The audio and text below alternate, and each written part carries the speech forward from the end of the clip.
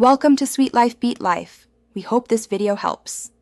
In this video, I will explain how to study cardiology for Step 1. Begin by building a strong foundation in cardiac anatomy, physiology, and embryology. Next, delve into the pathophysiology of common cardiovascular diseases, understanding their causes and effects. Finally, integrate pharmacology, learning about drug mechanisms, indications, and side effects for various heart conditions. This structured approach ensures comprehensive understanding. For effective learning, select a high-yield review book as your primary resource.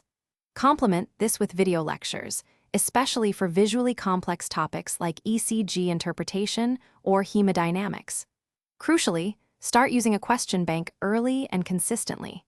This active recall method helps solidify knowledge and identifies areas needing more attention, making your study time more efficient. Active learning is paramount for cardiology. Dedicate time to practice interpreting electrocardiograms and identifying various heart sounds. Develop flowcharts for understanding disease algorithms, diagnostic pathways, and treatment protocols. Regularly work through clinical vignettes to apply your theoretical knowledge to patient scenarios, enhancing your problem-solving skills and preparing you for exam questions. To ensure long-term retention, incorporate spaced repetition into your study schedule. Regularly revisit high-yield cardiology topics, especially those you find challenging, in the weeks leading up to your exam.